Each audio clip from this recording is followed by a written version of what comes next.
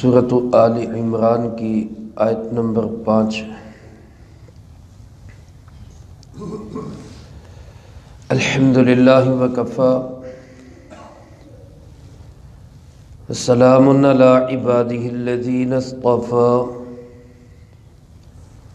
خصوصا علی سید الرسل وخاتم الانبیاء وعلى آلہ واصحابہ الاتقیاء اما بعد فاعوذ باللہ من الشیطان الرجیم بسم اللہ الرحمن الرحیم ان اللہ لا يخفى علیہ شیء فی الارض ولا فی السماء هو الذي يصوركم في الأرحام كيف يشاء لا إله إلا هو العزيز الحكيم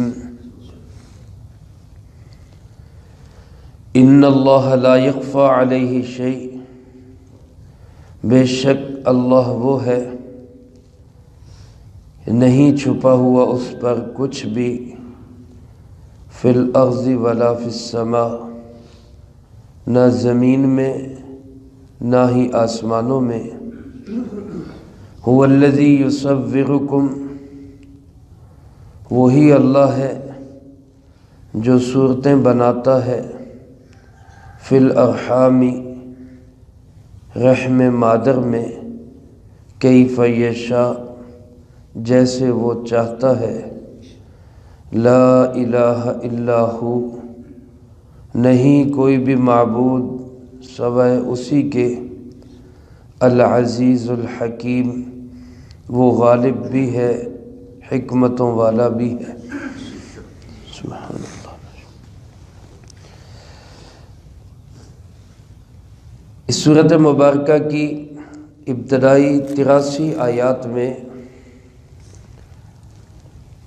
جناب محمد کریم صلی اللہ علیہ وآلہ وسلم کے پاس حاضر ہونے والے یمن کے علاقے نجران کے عیسائیوں کے وفد کے ساتھ جو گفتگو ہوئی، بحث و مباحثہ ہوا، یہ آیات مبارکہ اسی سے تعلق رکھتی ہیں۔ اس میں جو مرکزی موضوع اور مضمون تھا وہ اسلام کی طرف سے یہ تھا کہ اللہ ایک ہے، اس کا کوئی ساجی اور شریک نہیں ہے، نہ اللہ رب العالمین کا کوئی مائی باپ ہے، نہ اللہ پاک کی کوئی آل اولاد ہے، نہ کوئی بیوی ہے۔ ہمارا ایمان اور عقیدہ ہے اللہ ان تمام کمیوں سے اور نقائص سے پاک ہے۔ جبکہ عیسائیوں کا موقف یہ تھا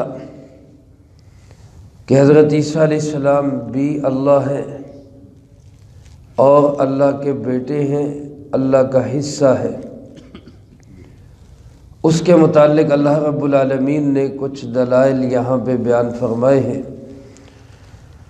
اور جناب محمد کریم خاتم النبیین صلی اللہ علیہ وآلہ وسلم نے اس وفد کے سامنے جو دلائل بیان فرمائے، انہی دلائل کا اللہ رب العالمین نے ان آیات مبارکہ میں اعادہ فرمایا۔ آپ صلی اللہ علیہ وآلہ وسلم نے اس وفد سے یہ پوچھا کہ یہ مجھے بتاؤ کہ کیا حضرت عیسیٰ علیہ السلام کے سامنے جہان بھر کی ساری چیزیں کھلی ہوئی ہیں، کوئی ایسی چیز بھی نہیں کہ جو ان سے چھپی ہوئی ہو؟ تو اس وفد نے اقرار کیا کہ نہیں، ایسی بات تو نہیں ہے، بہت ساری چیزیں حضرت عیسیٰ علیہ السلام سے پوشیدہ بھی ہیں، چھپی ہوئی بھی ہیں۔ تو آپ صلی اللہ علیہ وآلہ وسلم نے فرمایا کہ پھر وہ الہ کیسے ہو سکتا ہے، وہ معبود کیسے ہو سکتا ہے جس سے کوئی چیز چھپی ہوئی ہو؟ اللہ معبود وہ ذات ہوتی ہے جس سے کوئی بھی چیز چھپی ہوئی نہیں ہوتی۔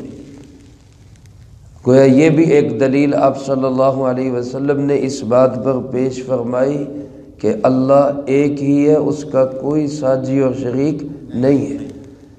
اللہ پاک نے اس کو بھی جو آیات مبارکہ آج پڑھی گئی پہلی آیت میں اسی دلیل کا ذکر کیا ہے۔ ان اللہ لا یخفی علیہ شیء، اللہ وہ ہے کہ جس پر کوئی چیز مخفی نہیں ہے، فی الارض ولا فی السماء، نہ زمین میں نہ آسمان۔ میرے عزیز دوستو، جو اللہ ہوگا، جو معبود ہوگا، وہ لازمی بات ہے کہ پوری مخلوق کو رزق بھی پہنچائے گا۔ اب جس کے سامنے ساری مخلوق ہو ہی نہ تو وہ رزق کیسے پہنچائے گا؟ کائنات کا ایک ایک ذرہ، ایک ایک پتا، ایک معمولی کیڑے مچھر سے لے کر پوری کائنات کے بڑے بڑے جانوروں تک، جو سب کو جانتا ہوگا، سب کے ٹھکانوں کو جانتا ہوگا، تبھی ان کو رزق پہنچا سکے۔ ایک پھل لے لیں یا کوئی چیز جس میں کیڑا پیدا ہو جاتا ہے، اب وہ کیڑا کوئی باہر سے نہیں آتا، وہ کیڑا باہر سے داخل نہیں ہوتا، وہ اسی چیز کے اندر ہی اللہ پیدا کرتا ہے۔ اور پھر اللہ اتنا علیم و خبیر، اللہ کا علم اتنا محیط اور حاوی ہوتا ہے کہ اس میں پیدا ہونے والے کیڑے کو جانتا بھی ہے، اس کا رزق بھی پہنچاتا ہے۔ یہ ہے اللہ، اور یہ ہے وہ جس کا کوئی ساجی اور شریک نہیں ہے، کائنات کے پتے پتے سے واقف، ذرے ذرے سے واقف، کائنات کی کوئی چیز بھی اس سے پوشیدہ نہیں ہے۔ تو فرمایا کہ اگر حضرت عیسیٰ علیہ السلام کو تم اللہ کا بیٹا قرار دیتے ہو یا اللہ قرار دیتے ہو، تو پھر تو عیسیٰ علیہ السلام بھی ایسے ہونے چاہیے کہ ان سے کائنات کی کوئی چیز مخفی نہ ہو، جبکہ تم خود تسلیم کرتے ہو کہ حضرت عیسیٰ علیہ السلام سے بہت ساری چیزیں پوشیدہ ہیں، بہت سی چیزیں چھپی ہوئی۔ تو ایسی ہستی، ایسی ذات اور ایسا معبود حقیقی جس سے کوئی چیز مخفی نہیں، وہ صرف کون ہے؟ وہ اللہ ہے، اور ہم اسی اللہ کی توحید کے قائل ہیں۔ اور اگلی دلیل آپ صلی اللہ علیہ وسلم نے ان کے سامنے یہ رکھی کہ یہ بتاؤ کہ رحم مادر کے اندر کسی بھی بچے کے جو ماں کے پیٹ میں جب وہ ہوتا ہے، اس کی شکل و صورت کون بناتا ہے؟ کیا حضرت عیسیٰ علیہ السلام یا اللہ رب العالمین؟ تو ظاہر بات ہے حضرت عیسیٰ علیہ السلام تو خود ماں کے پیٹ سے پیدا ہو کر آئے گا، اور اللہ پاک نے ان کی جیسی چاہی شکل صورت تصویر ان کی بنائی، تو جو خود بنا ہوا ہے وہ تو کسی دوسرے کو بنا نہیں سکتا۔ تو یہ بات تو تسلیم کرنی پڑے گی، اور انہوں نے تسلیم کی بھی کہ رحم مادر میں بنانے والا صرف کون ہے؟ اللہ ہے۔ فرمایا کہ خدا بھی وہی ہے، الہ بھی وہی ہے، معبود برحقیقی بھی وہی ہے، سجدوں کے لائق، نظر و نیاز کے لائق، پکارنے کے لائق صرف کون ہے؟ اللہ رب العالمین، اللہ کے سوا کوئی نہیں۔ ایک شکم مادر میں تین اندھیرے اللہ رب العالمین قرآن کریم میں ارشاد فرماتے، فی ظلمات ثلاث، تین اندھیروں کے اندر، اور پانی پہ کیسی بہترین تصویر، 4 5 6 انچ کا چہرہ ہمارا زیادہ سے زیادہ، اس وقت اربوں انسان دنیا کے اندر، گنتی کے چند لوگ بھی شاید نہ ملیں جن کی شکل و صورت بالکل ایک جیسی ہو۔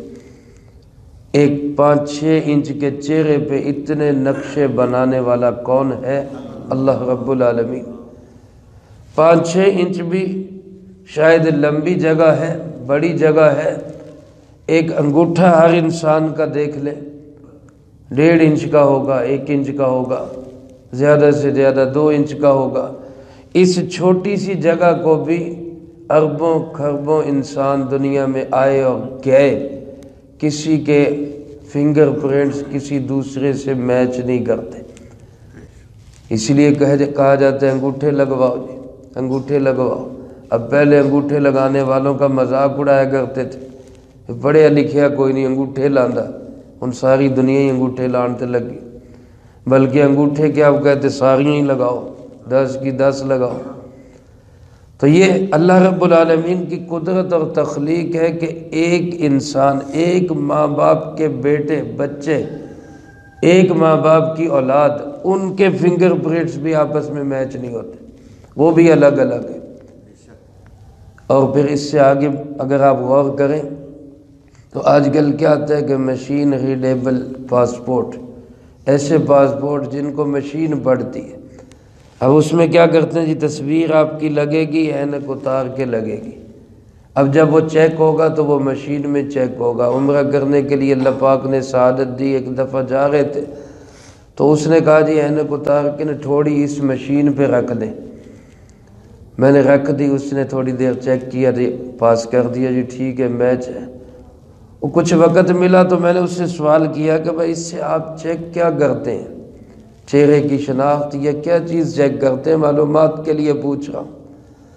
تو اس نے کہا کہ جی آپ کی آنکھوں کا جو نور ہے، آپ کی آنکھوں کی جو چمک ہے، ہم اس کو چیک کرتے ہیں، کیونکہ دنیا کے اندر مختلف لوگ ہیں، مختلف کیمیکل سے آپ جیسی شکل تو بنا لیں گے، لیکن جو آپ کی آنکھ کا نور ہے وہ دنیا کی کسی انسان کی آنکھ میں نہیں ہے۔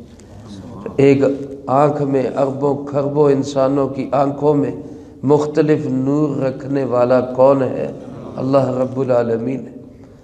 تو اللہ کی کیسی قدرت ہے، چھوٹی سی جگہ میں اللہ پاک انسان کی شکل مختلف، ڈیزائن مختلف، رنگت مختلف، اخلاق و عادات مختلف، بولنے کے انداز مختلف۔ ماں باپ ہوتے ہیں نا، ماں باپ اندر بیٹھے ہوئے کمرے میں، باہر سے بچہ آیا، قدموں کی آواز سن کر پہچان لیتے ہیں کون سا بچہ آیا، چلنے کا انداز مختلف، بولنے کا انداز مختلف ہے۔ ٹیلی فون پہ بات کریں تو بات شروع کرنے سے پہلے ہی جاننے والے پہچان لیتے ہیں یہ کون بول رہا ہے، کون سا بچہ بول رہا ہے، کس کی آواز ہے۔ میرے محترم دوستو، یہ سارے فرق اس شکم مادر میں بنانے والا کون ہے؟ اللہ۔ فرمایا هو الذی یصورکم فی الارحام، وہی اللہ ہے جو تصویر بناتا ہے رحم مادر میں، کیف یشاء، جیسے وہ چاہتا ہے، جیسے وہ چاہتا ہے، شکل و صورت، رنگت، اخلاق، اطوار، پھر اس کے بعد سعادت مند یا بدبخت، یہ بھی اللہ رب العالمین اس کے متعلق لکھ چکا ہوتا ہے۔ میرے محترم دوستو، جس ذات کا علم ازلی بھی کامل، علم بھی محیط اور قدرت بھی کاملہ، یہ اللہ کی قدرت کا بیان ہے۔ گویا توحید کے لیے جس طرح گزشتہ آیات میں گزرا کہ توحید کے لیے حیات ابدی ضروری ہے، ہمیشہ کی حیات، اور وہ صرف کس کے پاس ہے؟ اللہ کے پاس۔ توحید کے لیے قائم کرنے والا ہونا ضروری ہے، سب کو تھام کے رکھے، اور سب کو تھاما ہوا کس نے ہے؟ اللہ رب العالمین نے۔ توحید کے لیے ضروری ہے کائنات کی ہر چیز کو جاننے والا ہو، کچھ بھی مخفی نہ ہو، اور یہ صفت بھی صرف کس میں ہے؟ اللہ کا علم محیط ہے۔ اور توحید کے لیے ضروری ہے کہ قدرت کاملہ بھی ہو، ہر چیز اس کی قدرت میں ہو، اور یہ صفت بھی صرف کس میں ہے؟ اللہ رب العالمین میں ہے۔ تو جس میں یہ صفات موجود ہے وہی ذات اس لائق ہے کہ اس کو معبود بنایا جائے، وہی اللہ ہے، وہی ایک ہے، اس کے سوا کوئی عبادت کے لائق نہیں، کوئی نظر و نیاز کے لائق نہیں، کوئی سجدوں کے لائق نہیں، کوئی مانگنے کے لائق نہیں، کسی سے منت و فریاد نہیں کی جا سکتی۔ ہمارا حاجت روا بھی کون ہے؟ ہمارا مشکل کشا بھی کون ہے؟ ہماری بگڑی بنانے والا بھی کون ہے؟ ہمارا دستگیر بھی کون ہے؟ اللہ ہی ہے جو سب صفات کا حامل ہے۔ اللہ ہمیں اپنی توحید کا یقین نصیب فرمائے۔ اللہ پاک کو اپنی توحید اتنی پسند ہے اور اس کے مقابلے میں شرک اتنا برا لگتا ہے، اللہ پاک نے اپنے محبوب صلی اللہ علیہ وسلم سے معراج کی رات وعدہ کر لیا کہ آپ کی امت کا جو بندہ توحید کا قائل ہوگا، شرک نہیں کرتا ہوگا، میں اس کو معاف کر دوں گا۔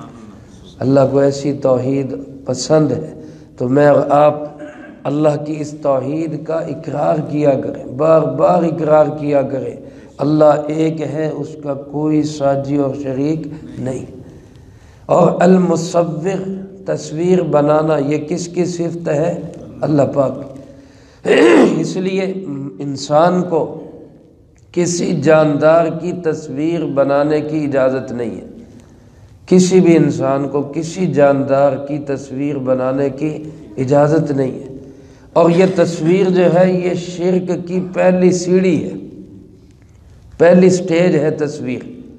پہلی امتوں میں جب شرک شروع ہوا، بخاری شریف میں حدیث موجود ہے، حضرت نوح علیہ السلام کے زمانے سے ذرا پہلے لوگوں نے شرک شروع کیا، اور شرک کے خلاف توحید کی تبلیغ کے لیے سب سے پہلے جن کی تشکیل ہوئی اور جن کو بھیجا گیا، جن کی بعثت ہوئی، وہ حضرت سیدنا نوح علیہ السلام ہے۔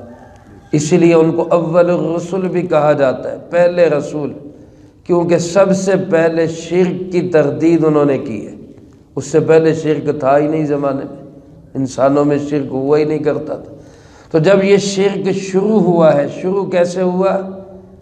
کہ اپنے بزرگوں کی تصویریں بنا کے لوگوں نے سامنے رکھی، تاکہ ہمیں یہ محسوس ہو ہمارے بزرگ موجود ہیں اور ہم ان کا دھیان کرتے ہوئے عبادت میں اچھی طرح سے انہماک کے ساتھ عبادت کریں۔ تو تصویر سے انہوں نے شرک کا آغاز کر لیا، شیطان نے ان کو اس پہ لگا دیا۔ ہماری شریعت، شریعت محمدی جو اکمل اور اشرف شریعت ہے، علی صاحبہ الصلاۃ والسلام کثیرا کثیرا، جناب محمد کریم صلی اللہ علیہ وآلہ وسلم نے جہاں بہت سارے گناہوں سے منع کیا، وہاں گناہوں کی طرف لے جانے والے اسباب سے بھی منع کر دیا۔ جہاں زنا منع ہے، زنا کے دواعی، آنکھ ملانا، بات کرنا، غیر محرم سے اختلاط، تنہائی میں ملاقات، اس پہ بھی پابندی لگا دی۔ اسی طرح جہاں شرک سے منع کیا، وہاں پہلی سٹیج تصویر کو بھی منع کر دی۔ اور سرکار دو عالم صلی اللہ علیہ وسلم نے فرمایا، ان اشد الناس عذابا یوم القیامت المصورون، او کما قال علیہ الصلاۃ والسلام، قیامت کے دن جن لوگوں کو سب سے شدید ترین عذاب ہوگا، ان میں وہ لوگ بھی ہوں گے جو تصویر بنانے والے ہوں۔ آج یہ فتنہ بہت عام ہو گیا ہے، کیا عالم، کیا جاہل، کیا پڑھا لکھا، کیا ان پڑھ، کیا دیندار، کیا بے دین، سب ہی تصویروں پہ لگے ہوئے۔ اللہ ہم سب کو معاف فرمائے۔ تصویر حرام ہے، کوئی بھی کھنچوائے، کوئی بھی بنائے، کوئی بھی بنوائے، تصویر پھر بھی حرام ہے۔